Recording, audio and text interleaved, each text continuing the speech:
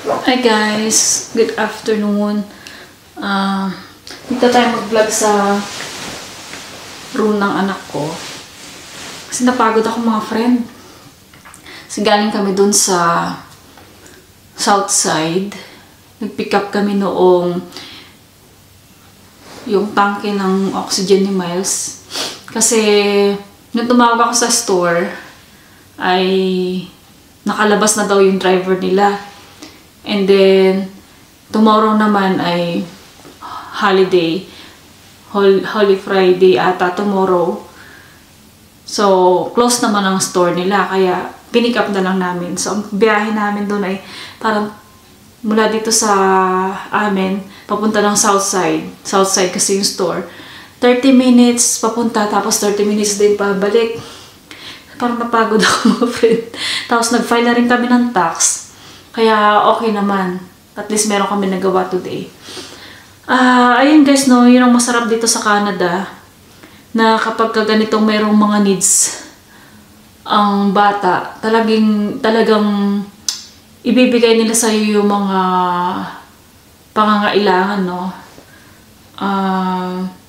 Tulad yan, pumunta kami ng store, tumawag ako. And then, pagdating namin doon, pumirma lang ako na na-receive ko yung item. And then, thank you, bye-bye, ganun lang.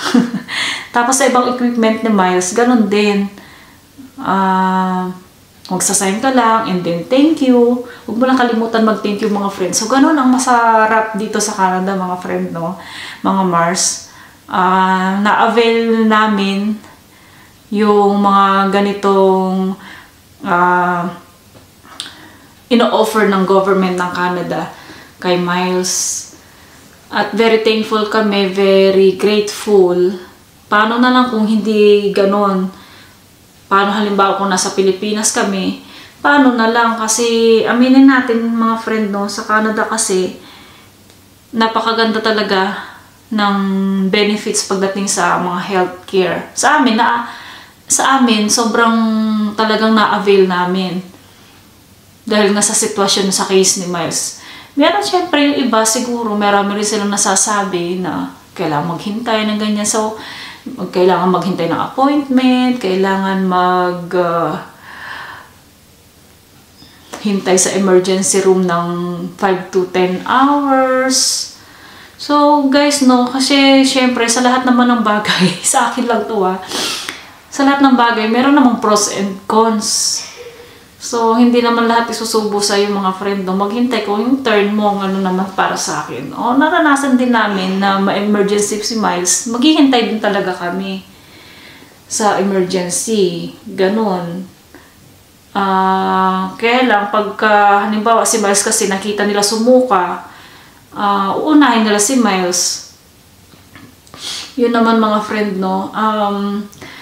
Yun ang napakagandang bagay na nandito kami sa Canada, lalo at ganyang sitwasyon ni Miles, no. So, yung tangke ng oxygen na pinick up namin, kasi na-curious ako. Kasi bago lang naman nag-oxygen si Miles, mga friend, no. 1 week pa lang siya nag-oxygen. Bago lang ito ngayon sa amin nung nagkaroon siya ng oxygen.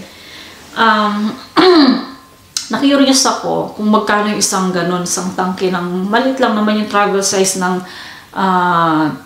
oxygen tank ni Miles. $28 daw kung bibilhin namin ng sarili naming packet. So, nakakagamit kasi si Miles ngayon, binigyan kami ng 10 na tangke ng oxygen. So, magagamit niya yun more or less 1 week. Sabi ko, mahal pala talaga kapag wala kaming funding ng government na allotted para kay Miles. So, ayun, nakakagaan din ang kalooban. Siyempre, meron ka na ng mga isipin, meron ka namang emotional na isipin. Mabuti na lang nga, at sa mga ganyang factor, medyo papapangiti ka na lang ng super wide. Kasi nga, thank you ka lang, ganyan-ganyan. Kaya, alam mo yung mga friend, no, yung sa mga nababasa kong comment, mga words of encouragement, mga na tungkol kay Miles, saka sa amin, sa family namin. Thank you so much. At nakakapagpataba at nakakapagpatatag lalo ng loob yung mga ganong comment nyo na sa katulad namin, at hindi lang sa akin, no, sa mga katulad namin na ibang family rin na na may katulad na sitwasyon ko. Sa mga katulad namin parents na may mga pinagdadaanan ng mga ganitong sitwasyon, thank you so much, nakakataba ng puso. Kaya gusto kong i-shout out si sis ko na si Sis Shosana D. Hello sa iyo, shout out sa iyo sister, no. Yung comment niya kasi parang based pa doon sa Bible verse na yung he doesn't call the qualified, sabi niya ganyan, he qualifies the call. So ayun mga friend, totoo naman yun, no. Siguro kami yung nag-fit, sabi ni Lord, siguro kami nag-fit para mag-alaga kay Miles. Kami yung bagay para kay Miles, siguro ganon. Kasi mga Mars naman, no, no one is ready naman na maging, na kapag may anak ka na special child ay malalaman mo na agad na ito ang gagawin mo, expert ka na agad sa ganyan. So hindi biro, mga friend. Bilang isang parent ni Miles na may extra need, syempre extra hard work din yung mga friend, lalong-lalo na kapag yung sobrang challenge, mga challenging talaga yung challenge at saka struggles namin. Yung ako nga, duman din talaga ako sa time na yung alam mo yung emotional ka, pagdadaanan mo talaga din kasi talaga yung ganun mga part, mga friend, no, mga Mars, saka yung physical mo, minsan tired ka, exhausted ka. Ayun, pero dahil sa mga ganun nga mga friend, lagi ko na lang lagi kong ini-enjoy ini-enjoy ko na lang yung pag-aalaga kay Miles, ginawa ko siyang passion. Although mahirap, syempre makikita mo siya na nagsasuffer, parang kita mo in pain siya, yun ang pinaka mahirap, no. At maraming salamat talaga sa mga friends sa Canada dahil syempre dumaan ang COVID, ganyan, kung ano-anong mga pinag-daanan natin. So dito sa Canada kasi mga friend, no, mahalaga dito sa kanila, dito sa Canada, yung mental health talaga. Hindi lang physical mo ang inaano nila dito, ang medyo tinututukan nila dito rin ay yung mental health ng parents, mental health ng kahit sino. Mahalaga yun dito mga friend, no? Kaya nung yung mga Alberta Health staff, lagi yan sila nagfa-follow up sa amin noon na kung gusto namin magpa-counseling, kung anong ganyan, kung gusto namin makipag-usap sa mga professional. Kasi dito mga friend, no, hindi biro kapag ganitong may family na may special needs, yung iba nga naghihiwalay, yung iba nagiging dahilan pa yan para mag-divorce. So kami naman, lalo kami naging matatag ni June. Very supportive siya sa akin. Ako din ganun. Minsan nga ako pa yung nagbe-breakdown eh. Pero very supportive yung daddy namin. Thank you so much. Tsaka syempre malaking support namin from the church namin, mga friend, no. Tsaka ayun, tsaka dito sa Canada mga friend, hangga't maaari ibibigay nila sa iyo yung quality of life. Kumbaga may bigay sa iyo yung deserve mo. Tulad si Miles, kailangan niya ng ganyan, so ibibigay lahat yan para kumbaga parang patas dito, kung anong kailangan mo ibibigay nila, pa-fundingan ka nila para yung mabigay sa iyo at least yung quality of life. Although si Miles naman wala talaga siyang ganong quality of life, pero yung comfort na ibibigay ng oxygen sa kanya, o kung anong equipment, kung ano ibibigay nila yun para kay Miles. Ganun ka ganda ang nare-receive namin na support from the government ng Canada, mga friend. Kaya napakasaya, napakasarap dito mabuhay kung tutuusin, mga friend. Kaya mapapansin nyo naman, di ba, ang daming gustong pumunta dito sa Canada dahil sa healthcare. Kami ang isa sa mga patunay at nakikinabang na patunay na maganda talagang healthcare ng Canada, mga friend, no. Ayun. So, na-curious nga ako kung iisipin mo pala talaga ang mahal ng mga equipment ni Miles. Yun yung niya, yung kanyang wheelchair, 5,000 something yata yung, mga friend, no. Pero wala kaming binayaran.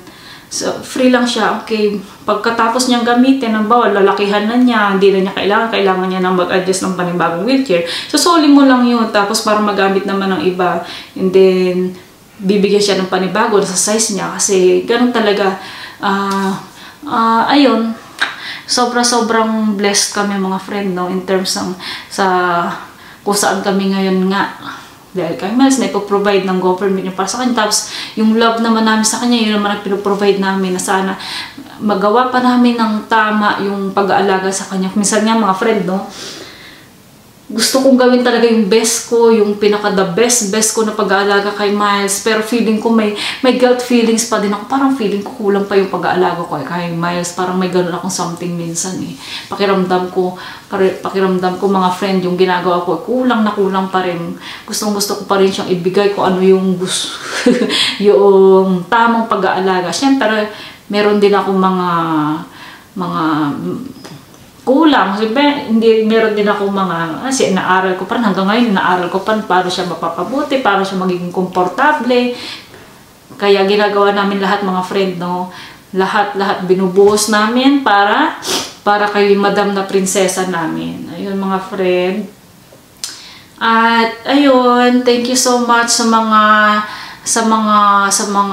mga tita ni Miles sa YouTube. Magkaroon siya ng mga tita sa mga Mars ko na nagsisiha at nangumusta kay Miles.